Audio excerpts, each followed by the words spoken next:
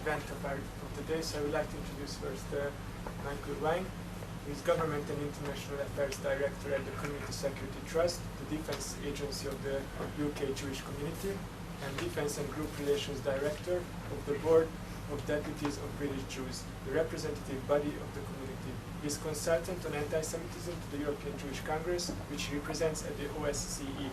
He has been engaged in researching anti-Semitism and extremism for 20 years. And as you saw from the invitation, he's going to talk about the preparations for the next UN conference against racism, which is also called Durban 2, which is a great concern for all of us. So with great pleasure, I would like to introduce to ask Michael Whine to speak to us. Thank you very much. Good afternoon. Manfred asked me to talk about Durban and Durban 2, and in the space of about 20 minutes I want to sort of bring you up to date with what has happened and what is likely to happen. I think that we should also leave a little time for questions, because inevitably I won't cover all the aspects of what is becoming an increasingly complicated issue. I should say from the outset that I've not dealt with UN matters for many, many years. So I come to this fairly new in comparison with some of my colleagues from other Jewish organizations and from some of the non-Jewish organizations. But I did start with the process when it began 20 years ago with the Vienna Conference, which started this process of 10 yearly UN conferences. That was the one, you may recall, that Yasser Arafat turned up to with a gun and was waving it, saying it's either this or Israel gives us back our land. But in the interim, I've not really had very much to do with United Nations matters, but I am now, unfortunately, very much involved with them. So, just to recap a little, because some of you might not understand what actually happened at Durban 2001. This was the second in a series of conferences mandated by the UN, but under the control of the Human Rights Commission, as it then was.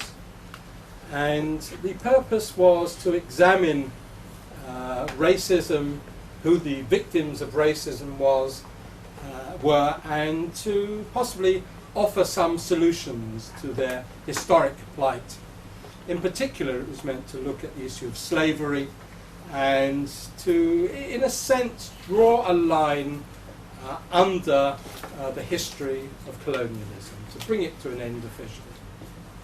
What happened was that the Arab world ganged up with a lot of third world countries and essentially took over very much of what was planned to be this all-inclusive conference. The Durban Conference was in two separate tracks. Firstly, the NGO forum, which preceded the government conference. And it was at the NGO forum that the Jewish delegates and Israeli NGO delegates found, to their astonishment, that, or not really to their astonishment, because there was some inkling of it, that the Arabs were hell-bent on turning the whole process into an Israel bashing exercise. There had been a series of regional preparatory conferences. The UN and the other organizations deal with acronyms, so I will start to throw some in, and I will use them continuously. These are called PREPCOMs, preparatory committees.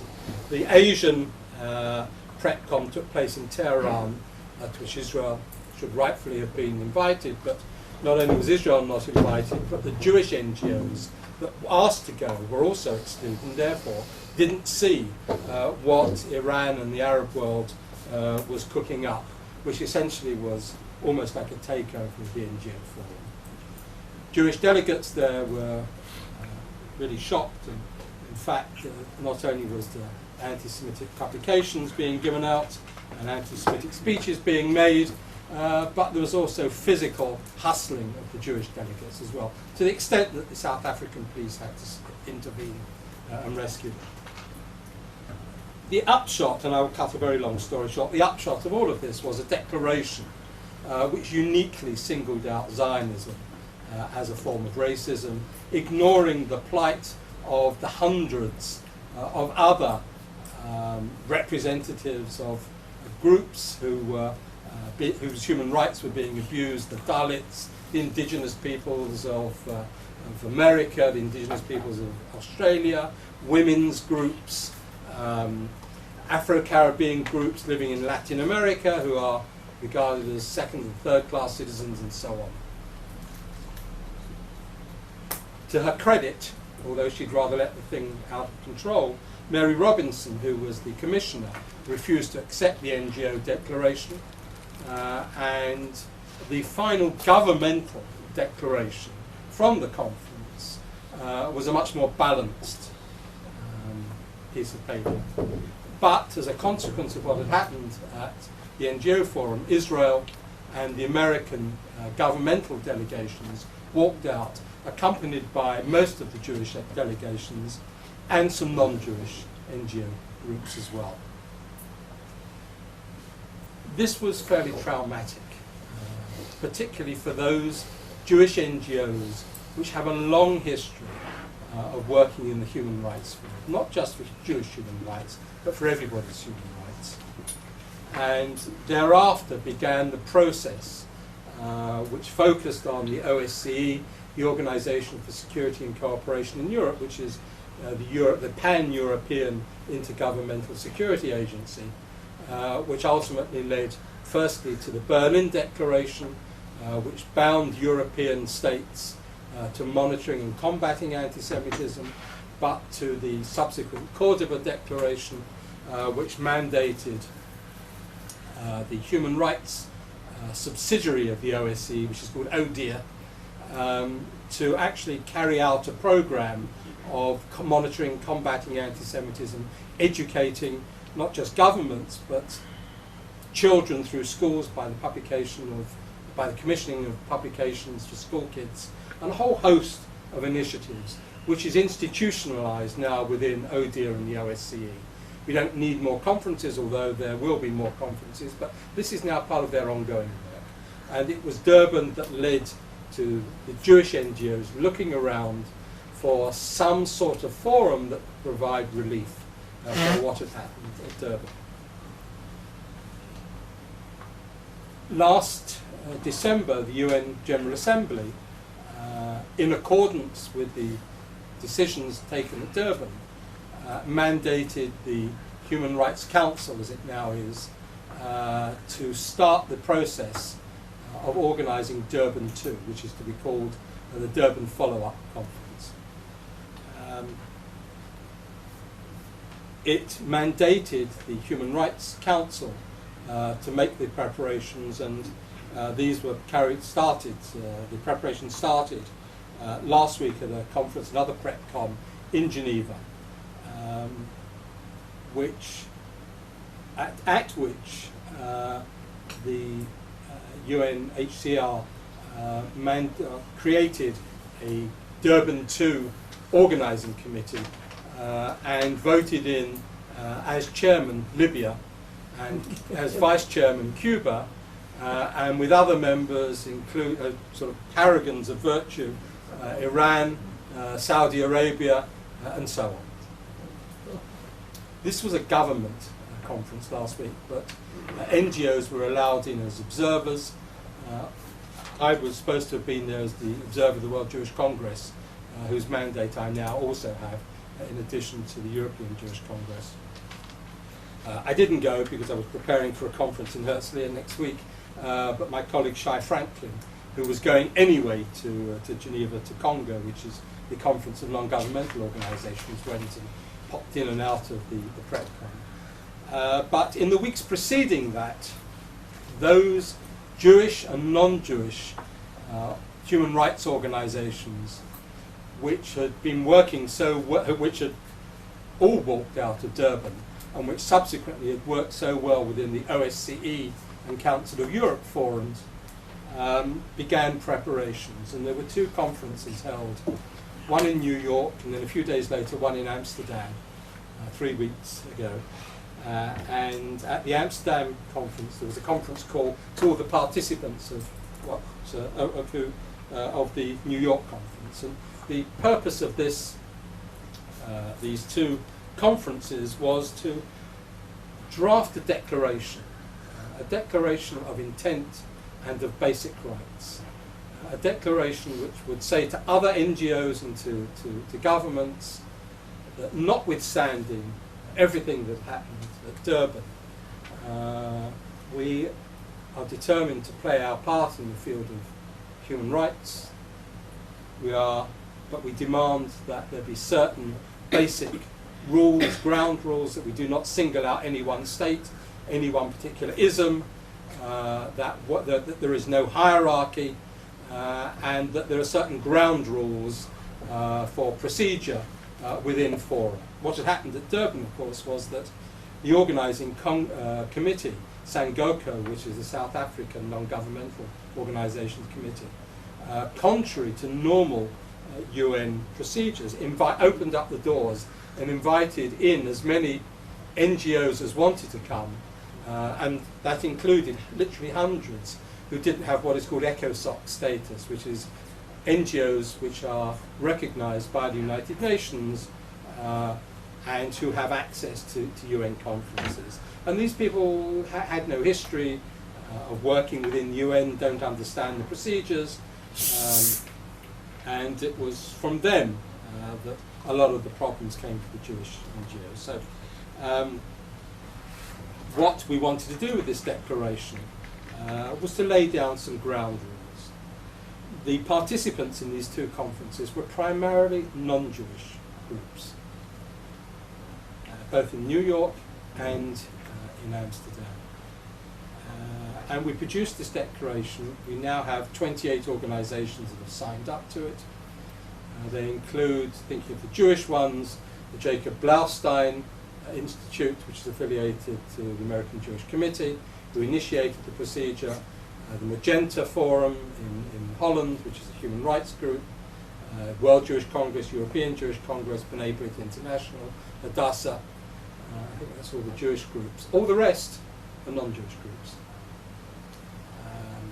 Human Rights Watch, no, sorry, not Human Rights Watch, Lawyers for Human Rights, Human Rights First, which used to be called the Lawyers Committee for Human Rights, Citizens Watch from St. Petersburg, which is a major Russian group, the Roma Center for Human Rights, which is one of the main Roma and Sinti human rights groups based in Budapest, who participated in the Amsterdam meeting, and a host of others, Canadian, French, LICRA,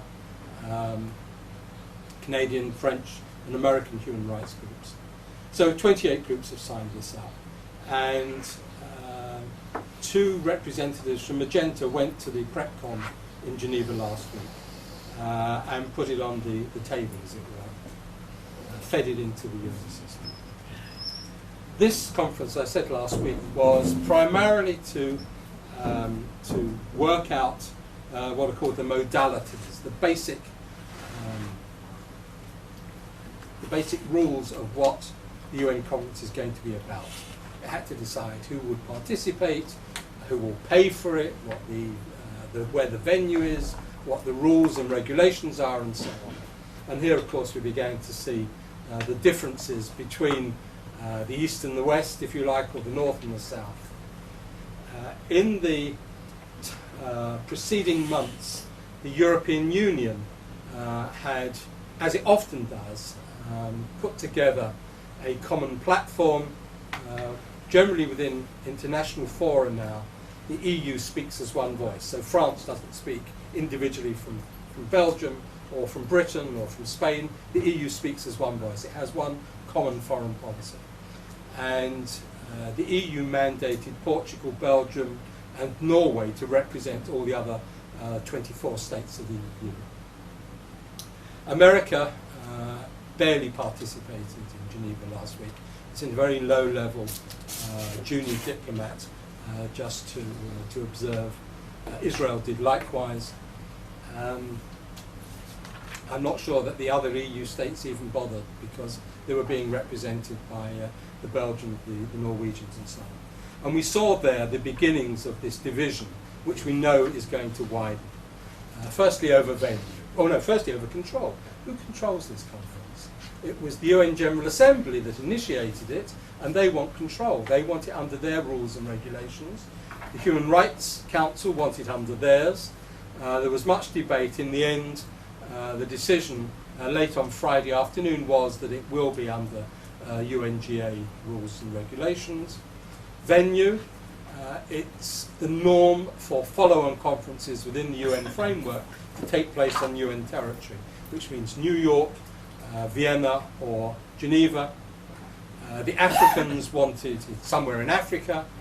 Some countries were saying that it should be in Brazil as a sort of a neutral. In the end, it was agreed that it would be on UN territory, either New York or Geneva. A lot of the Arab world do not want to go to New York. They feel that it's enemy territory. They also have great difficulty getting into America, as you will have read. Anybody with an Arab passport finds it doubly difficult to get through immigration at Kennedy or Dallas airports, or anywhere else, in fact. And they really don't want to go. They also feel that if they've got it in Africa or in Asia, for Africa in particular, they've got greater control, as they had it in Durban. In the end, it was decided that it would be UN territory, and so it will either be New York or Geneva. My guess, and it is only a guess, is that it will be in Geneva. Who pays? Somebody's got to pay for it. In the end, it was decided that the General Assembly will pay, and as it's going to be under their rules and regulations, and they're paying, and that seems reasonable. They also had to agree, and there's a lot of argument, over NGO representation and the degree to which NGOs could participate. Normally within UN conferences, NGOs do not participate. They might participate in a separate or parallel forum, as happened in Durban, but they do not, as for example at the OSCE, have equal representation in the majority of meetings, and certainly in all the human rights meetings.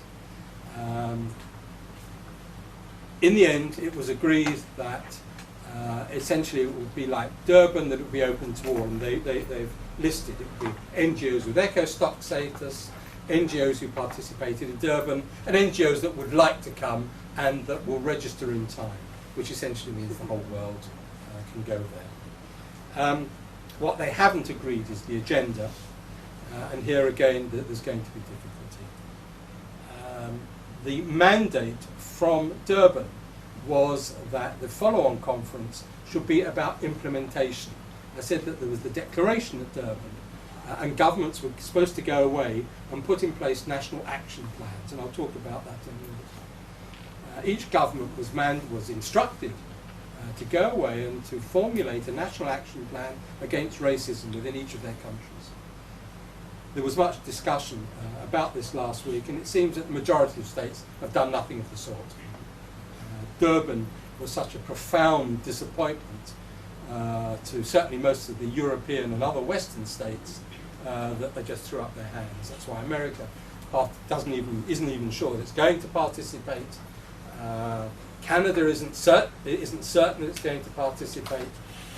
Many European states are very, very lukewarm about the Durban follow-up.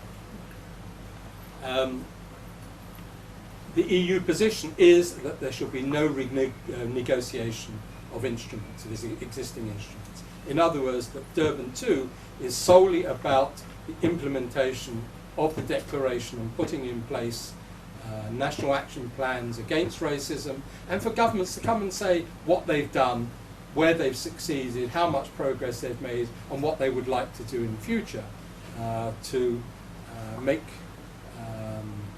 their states more human rights friendly, if you like. This is the big issue that still has to come up on the agenda. The next PretCon is the end of April, beginning of May next year. One other thing is that the Durban 2 has to take place by the end of 2009. And last week they decided that they will probably go, in fact they will go, for the first half of 2009, rather than leave it to the end of the year, which gives governments essentially a year and a half to get their acts in order and to begin to formulate their plans, to decide whether they want to take NGOs, whether they want to push for equal NGO access, or whether they want to push for a separate NGO form. You could say, what's the point of all this? Why bother? And I have to say that the way things are shaping up, it's my view, and indeed the view of several of my colleagues, both in the Jewish and in the non-Jewish NGO organisations, that we may very well at some stage say, it's not worth it. What's the point? If the Arab world is going to gang up and insist that the plight of the Palestinians is the only human rights issue on the table, and that Zionism is the most evil of all human rights abuses, then we're just not going to go. Or we will make our statement at the appropriate time. But our decision at the moment is that we will engage up until that point, and possibly we will go to Durban 2. I've had discussions here at the Foreign Ministry in the last few days and with the World Jewish Congress, and their view is pretty much the same. I've met with all the relevant departmental heads at the Foreign Ministry down the road this week, and their view is that they will just watch and see, and that they will make up their mind much nearer as to whether the Israel government will participate as a state, and whether it will start to organise Israeli NGOs to participate. I think that on the plus side we've got a very good story to tell. You can think of all the different examples of Israeli NGOs which do fabulous work, not just in Israel, but elsewhere in the world as well. And we could say the same for Jewish NGOs around the world. We don't all just deal with our own issues. There's also the issue of support for other people, and they want our support. I said that we have worked very closely with the Roma and Sinti groups. We've worked with lots of other groups as well, who felt really aggrieved by what happened at Durban. They went there planning to air their sometimes historic grievances, the positions that their people are in, and to get some airing for their problems and some sort of redress. And they felt as aggrieved as the Jews. And we always think of Durban as the great tragedy for the Jews. You have to remember that a lot of other people didn't get their cases heard at Durban as well. So we are reaching out to lots of these groups. You can think of a dozen just without thinking terribly hard, of people who were aggrieved at Durban, who have no issue on the Israel-Palestine question, and who look to us in some cases for assistance and for a lead, particularly working within some of these international fora. So that's another reason to get engaged in order to help these people, because we know that some of these groups will help us, and indeed some of them walked out with the Jewish groups at Durban as well. But there's a lot of work to do between now and then. So far, it's too early to say which way the thing is going to go. I think that we will see at next April and then the following December's PretCons things beginning to pan out. There's also to be a decision made on whether there should be regional and national conferences.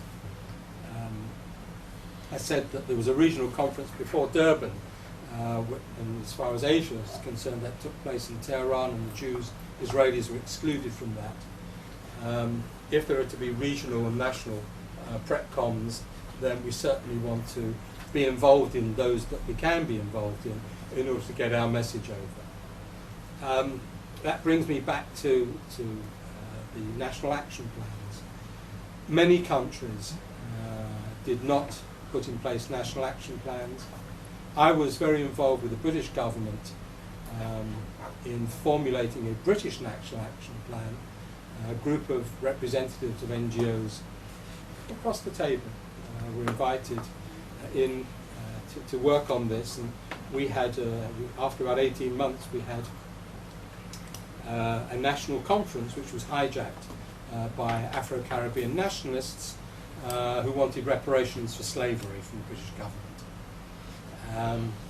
And they just hijacked the conference, and the government officials who were dealing with this and were trying to put in place the action plan that had been demanded at Durban threw up their hands and walked away from the whole process, and Britain's never done anything since, except that we have legislated enormously in the interim, and both because Britain needed to, and both because it had signed European Convention on Human Rights, which it then legislated into British law as the Human Rights Act.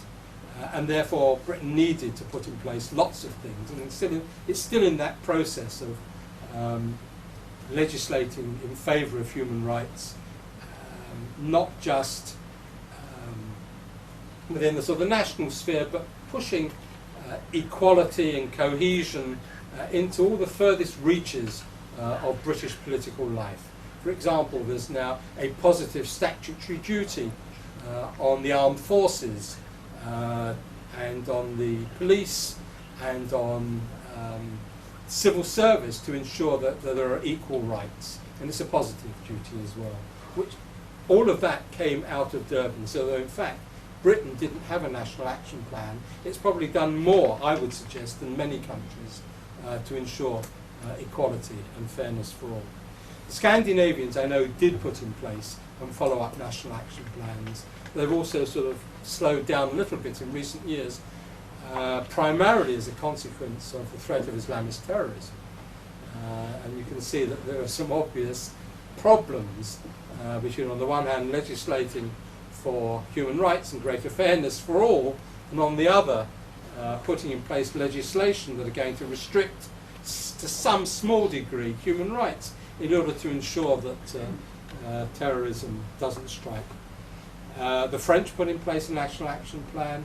I don't know how far that's gone. I've really only been following the Scandinavians because as part of the government committee we were reaching out through our foreign office to other European states to see how they were doing.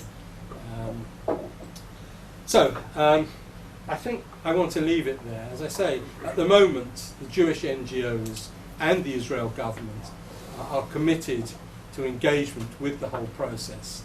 If at some stage down the road we find that it's just not worth it, then we will collectively decide that that is the case, and we will walk away from the process, and we will go to the press and do all the appropriate things that one has to do. But at this stage of the game, we are involved.